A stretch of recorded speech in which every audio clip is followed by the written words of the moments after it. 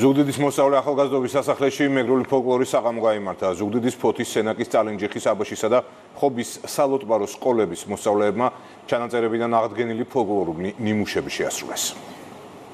მეგრული ფოლკლორის საღამო ზუგდიდში წალენჯიხის სალოტბაროს სკოლამ ძველ მეგრული მაყრულით გახსნა, რომელმაც მაყურებლის განსაკუთრებული მოწონება დაიმსახურა. შესრულდა აღდგომის საგალობელი, ასევე მეგრული მრავალჟამიერიც, რომელიც საარქივო ჩანაწერიდან არის შემონახული და მოზარდებმა ცოცხლად პირველად შეასრულეს. ეს ნამღერები ყველა დისკებში ჩაწერილი და ასე შემდეგ თაროზე შემოდებული სახით ყველა გვაქვს, მაგრამ ცოცხალის სახით თვითონაც ბავშვები ასრულებენ ძალიან მნიშვნელოვანია. 6 სალოტბარო სკოლა გახლავთ წარმოდგენილი როგორც იცით და არის 6 ფერი, მრავალფეროვნება, ერთი დიდი და მნიშვნელოვანი კუთხის. განახლებული პროგრამა, რომელიც საარქივო და საექსპედიციო ჩანაწერების მიხედვით აღდგენილ ფოლკლორულ ნიმუშებსა და საგალობლებს მოიცავს ზუგდიდის, წალენჯიხის, ხობის, სენაკის, აბაშის და ფოთის სალოტბარო სკოლების 200-მდე მოსწავლემ ლოტბარებთან ერთად წარმოადგინა.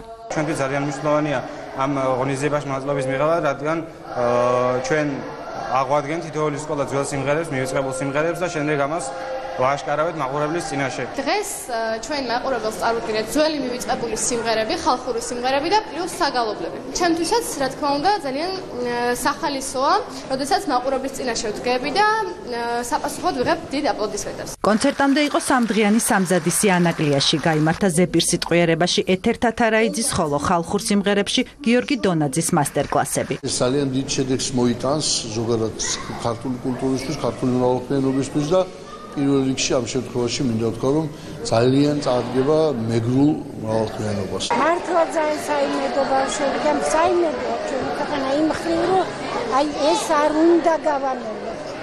ფოლკლორის მიმართ ყურადღება არ უნდა მოვადგინოთ. მეგრული ფოლკლორის საღამოს 2 საათიანი პროგრამა სალოტბარო სკოლების ერთობლივად შესრულებულმა ძველ მეგრულმა სიმღერამ აბა ულამ დახურა და მაყურებელს მომავალ წლამდე დაემშვიდობა.